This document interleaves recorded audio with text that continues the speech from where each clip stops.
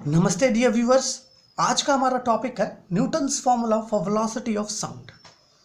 जैसा कि हम जानते हैं कि जो वेलोसिटी ऑफ साउंड है एयर में, उसे सबसे पहले न्यूटन ने कैलकुलेट किया। न्यूटन ने सबसे पहले इसका फॉर्मूला जनरेट किया और फिर इसका वैल्यू को कैलकुलेट किया। लेकिन उन्होंने जो वैल्यू कैलकुलेट किया था वो वैल्यू रॉन्ग हो गया, वो गलत हो गया। उनका जो फॉर्मूला है उस फॉर्मूले में कुछ एरर आ गया। तो वो जो एरर था उस एरर को लाप्लेस ने करेक्ट किया, या फिर ऐसा कहें लाप्लेस ने उस एरर को ठीक किया। तो इस वीडियो में हम लाप्लेसेस करेक्शन की भी बात करेंगे।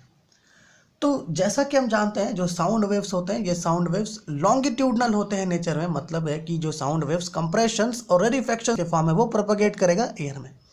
जैसा कि हम देख रहे हैं ये जो रीजन है ये कंप्रेस्ड रीजन है और ये जो रीजन है ये रेरिफाइड रीजन है।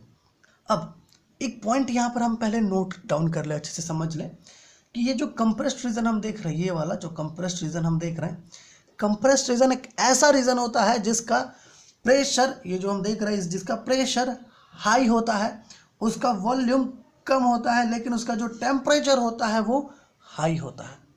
लेकिन अगर हम रेरिफाइड रीजन की बात करें तो रेरिफाइड रीजन एक ऐसा रीजन है जिसका प्रेशर तो लो होता है लेकिन वॉल्यूम हाई होता है और साथ ही साथ उसका टेम्परेचर भी लो होता है।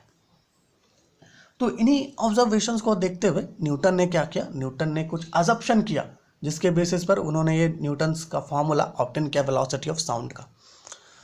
उन्होंने क्या अजम्पशन किया, न्यूटन ने क्या कहा, न्यूटन ने ऐसा कहा कि जब साउंड वेव्स एयर में प्रोपोगेट करेंगी कंप्रेशंस और रेरिफैक्शंस के फॉर्म में, तो क्या होगा, कंप्रेस्ड रीजन तो हायर टेम्परेचर पर, ये जो कंप्रेस्ड रीजन है ये तो हायर टेम्परेचर पर, लेकिन रेरिफाइड रीजन्स लोअर टेम्परेचर पर होता है।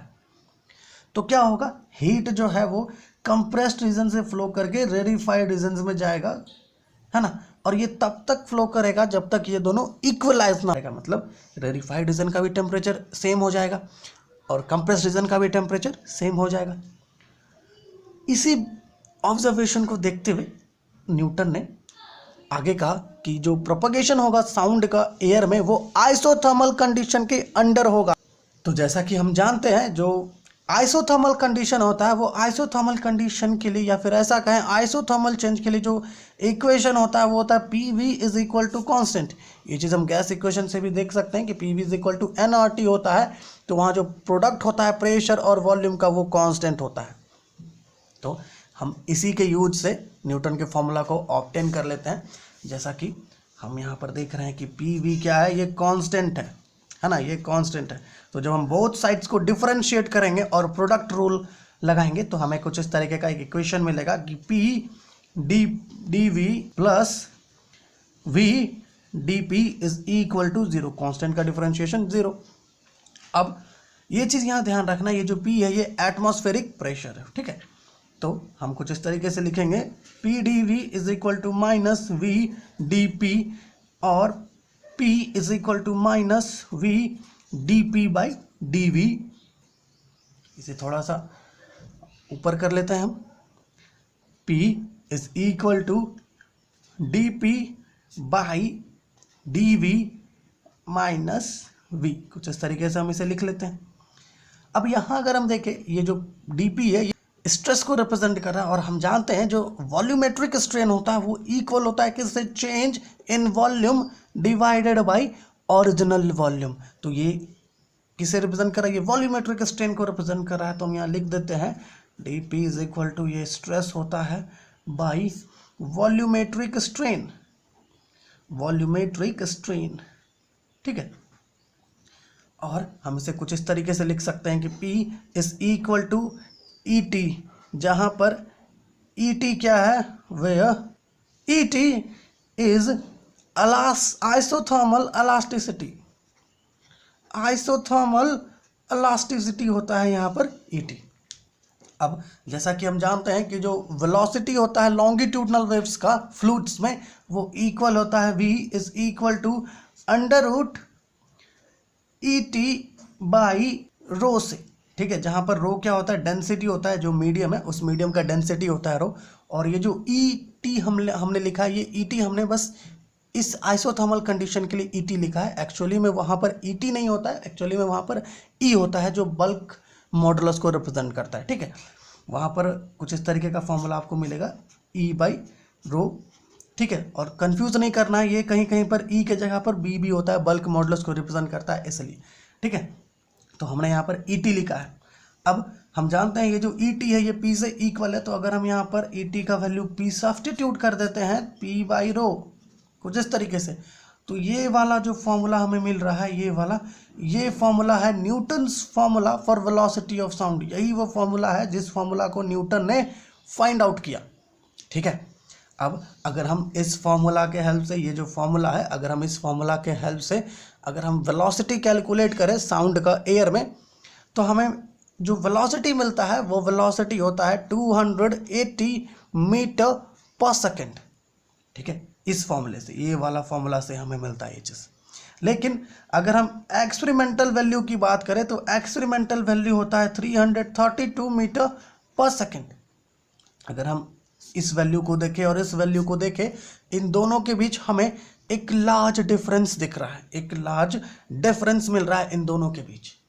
तो ये जो लार्ज डिफरेंस था, इस लार्ज डिफरेंस को किसने एक्सप्लेन किया? इस लार्ज डिफरेंस को लाप्लेसिस ने एक्सप्लेन किया। इस लार्ज डिफरेंस को लाप्लेसिस ने एक्सप्लेन किया। कब?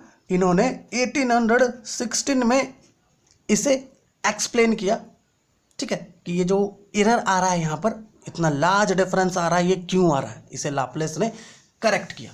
तो लाप्लेसिस ने क्या कहा, लाप्लेसिस ने कैसे इस एरर को एक्सप्लेन किया, तो आइए अब हम लाप्लेसिस करेक्शन को शुरू करते हैं, ठीक है। तो लाप्लेस ने क्या किया, न्यूटन का जो अजम्पशंस था, ये जो अजम्पशन हमने देखा था न्यूटन का, है ना, ये वाला पूरा, कि भाई आइसोथर्मल कंडीशन के अंडर होता है, उस अजम्पशन को लाप्लेस ने अच्छे से स्टडी किया और फिर 1816 में इसे अच्छे से एक्सप्लेन किया, ठीक है। उन्होंने कहा कि जो न्यूटन का अजम्पशन है, आइजैक न्यूटन का, वो अजम्पशन रॉन्ग है, वो अजम्पशन गलत है। जो प्रोपगेशन होता है साउंड का एयर में, वो अडियाबेटिक कंडीशन के अंडर होता है। आइसोथर्मल, ये जो आइसोथर्मल हम देख रहे हैं, इस आइसोथर्मल कंडीशन के अंडर नहीं, वो अडियाबेटिक कंडीशन के अंडर होता है। और इसका उन्होंने एक परफेक्ट रीजन भी हमें दिया। उन्होंने ये कहा कि ये जो हम देख रहे हैं, ये जो एयर है जहाँ पर कंप्रेशंस और रेरिफैक्शंस फॉर्म हुए हैं, ये एयर बैड कंडक्टर होता है हीट का। ये जो एयर है, ये एयर बैड कंडक्टर होता है हीट का, ऐसा लाप्लेस ने कहा। उन्होंने दूसरा एक्सप्लेनेशन ये दिया कि जो कंप्रेशंस है, ये जो कंप्रेशंस यहाँ पर हम देख रहे हैं, ये कंप्रेशंस और ये रेरिफैक्शंस, ये कंप्रेशंस और रेरिफैक्शंस इतना रैपिडली होता है कि इसके पास इतना टाइम नहीं होता कि ये हीट को एक्सचेंज कर पाए। यहाँ पर हम देख रहे थे न्यूटन के केस में कि जो हीट है वो फ्लो कर रहा था कहाँ से कहाँ, कंप्रेस्ड रीजन से रेरिफाइड रीजन में। लेकिन लाप्लेस ने कहा कि ये बिल्कुल रॉन्ग है। कंप्रेशंस और रेरिफैक्शंस इतना रैपिडली अकर करता है कि यहाँ पर टेम्परेचर का कोई एक्सचेंजमेंट पॉसिबल ही नहीं है। लाप्लेस ने ऐसा कहा।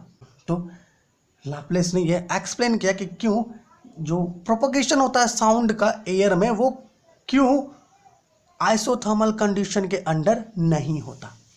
तो अकॉर्डिंग टू लाप्लेस, लाप्लेस के अकॉर्डिंग जो प्रोपगेशन होता है साउंड का एयर में, वो होता है अडियाबेटिक कंडीशन के अंडर, या हम ऐसा कहें अडायाबेटिक कंडीशन के अंडर ये प्रोपगेशन होता है साउंड का एयर में, ठीक है। तो जो अडियाबेटिक कंडीशन है, अडियाबेटिक कंडीशन के लिए जो इक्वेशन होता है, मतलब अडियाबेटिक चेंज का जो इक्वेशन होता है, वो होता है P V gamma is equal to constant, ठीक है। और यहाँ पर गामा क्या है, ये गामा रेशियो है specific heat at constant pressure to the specific heat at constant volume का रेशियो होता है गामा, ठीक है। मतलब where gamma is equal to Cp divided by Cv से ये इक्वल होता है, ठीक है। अब जैसा हमने पहले डिफरेंशिएट किया था न्यूटन के केस में, बिल्कुल सेम तरीके से यहाँ भी हम इसे डिफरेंशिएट करेंगे, बोथ साइड्स और प्रोडक्ट रूल का यूज करेंगे। तो इसे डिफरेंशिएट कर लेते हैं प्रोडक्ट रूल के हेल्प से। तो हमें मिलेगा P, ये गामा है, ये गामा इधर नीचे उतर जाएगा और यहाँ पे होगा V गामा -1 प्लस, और इधर क्या होगा V गामा, ये गामा है, ठीक है, कंफ्यूज नहीं होना है, dp is equal to 0, constant का डिफरेंशिएशन 0 होता है। अब क्या करेंगे, हमें तो प्रेशर का P का वैल्यू निकालना है यहाँ पर, तो हम यहाँ पर क्या करेंगे, P gamma V gamma -1 plus, oh sorry ये प्लस नहीं, यहाँ पर इक्वल लेते हैं क्योंकि इस टर्म को हम राइट हैंड साइड पर लेकर के आएंगे, तो -V गामा dp पर एक टर्म हमने मिस कर दिया क्योंकि हमने v को डिफरेंशिएट किया, तो ये जो v है ये v यहाँ पर डिफरेंशिएट होगा, तो इसका यहाँ पर एक वैल्यू dv हमने मिस कर दिया, ये dv होगा यहाँ पर, ठीक है। अब क्या करेंगे, हम लिखेंगे p is equal to -v gamma dp divided by dv, where यहाँ पर एक गामा भी होगा, ये गामा v गामा -1, ठीक है। कुछ इस तरीके से हम इसे लिख लेते हैं यहाँ पर, और ये गामा जो है ये हम वापस से लेफ्ट हैंड साइड पर लेके चले जाते हैं क्योंकि इसे इधर नहीं लाना है। Gamma p is equal to -v gamma dp divided by v पे पावर गामा -1 dv, ठीक है। अब देखो ये जो है, ये जो टर्म है, इस टर्म को हम पहले यहाँ पर सॉल्व कर लेते हैं, ठीक है। क्या होगा कि इस टर्म को हम ऊपर लेकर के जाएंगे, तो यहाँ पर क्या है, v गामा माइनस गामा, और ये वाला माइनस से ये माइनस में ऊपर जाएगा, तो ये माइनस में हम मिलेगा, वो होगा v गामा माइनस गामा +1, तो ये गामा और गामा कैंसिल हो जाएगा, तो हमें सिर्फ v मिलेगा यहाँ पर। तो यहाँ पे हम लिख सकते हैं gamma p is equal to -v dp by dv, और हम इसे कुछ इस तरीके से भी लिख सकते हैं कि gamma p is equal to dp by -dv by v। अब हम जानते हैं ये जो dp है ये स्ट्रेस को रिप्रेजेंट करता है, और ये जो dv है ये वॉल्यूमेट्रिक स्ट्रेन को रिप्रेजेंट करता है, तो ये वाला जो टर्म है इसे हम EA लिख लेते हैं क्योंकि यहाँ पर ये अडाइबेटिक इलास्टिसिटी होने वाला है। इससे पहले जो हमने यहाँ पर ET लिया था ये आइसोथर्मल इलास्टिसिटी था, है ना। तो यहाँ पर हम जो EA ले रहे हैं ये अडियाबेटिक इलास्टिसिटी है, ठीक है, अडियाबेटिक इलास्टिसिटी है। अब जो फॉर्मूला होता है वेलोसिटी ऑफ साउंड का, v is equal to √ EA by rho क्या है, डेंसिटी है, तो हम क्या करेंगे, EA का वैल्यू को यहाँ पर गामा P सब्स्टिट्यूट करेंगे, तो हमें मिलेगा √ गामा P बाई रो। तो ये जो वैल्यू हमें मिल रहा है v का, v is equal to √ gamma P divided by rho, ये जो हमें वैल्यू मिल रहा है ये वैल्यू है Laplace's corrected value for velocity of sound in air. और जब हम लाप्लेस का ये जो वेलोसिटी का फॉर्मूला है इसके हेल्प से जब हम velocity of sound in air calculate करते हैं तो वो हमें मिलता है 332.5 मीटर पर सेकेंड। तो ये जो हमें मिलता है ये बहुत क्लोजली एग्री करता है 332 मीटर पर सेकेंड से, जो एक्सपेरिमेंटल वैल्यू था। तो यहाँ पर दोनों बहुत क्लोजली एग्री कर रहे हैं, बहुत क्लोज एग्रीमेंट में है दोनों, इसलिए जो लाप्लेसेस का ये जो फॉर्मूला है, लाप्लेसेस फॉर्मूला, ये लाप्लेसेस का जो फॉर्मूला है velocity of sound in air का, ये फॉर्मूला करेक्ट हुआ। तो हमने यहाँ पर देखा, हमें ऐसा लगता है कि जो न्यूटन है वो हमेशा सही होते हैं, बट इस केस में न्यूटन जो थे वो रॉन्ग साबित हो गए, और फिर न्यूटन के मिस्टेक को लाप्लेस ने करेक्ट किया। वो करेक्शन क्या था, वो करेक्शन ये था कि न्यूटन ने अजम्पशन किया कि जो प्रोपगेशन होता है साउंड का एयर में वो अंडर आइसोथर्मल कंडीशन के अंडर होता है, लेकिन बाद में इसे लाप्लेस ने करेक्ट किया और लाप्लेस ने कहा कि ये जो प्रोपगेशन होता है साउंड का एयर में वो अडियाबेटिक कंडीशन के अंडर होता है। और अगर आप चाहो तो इस चैनल को सपोर्ट कर सकते हो, आप चाहो तो इस चैनल को शेयर कर सकते हो, सब्सक्राइब कर सकते हो, इसके वीडियोस को लाइक कर सकते हो, इसके वीडियोस को शेयर कर सकते हो। अभी आपकी जिम्मेदारी, आप इसे कैसे सपोर्ट दोगे। तो धन्यवाद, आप इतनी देर तक बने रहे।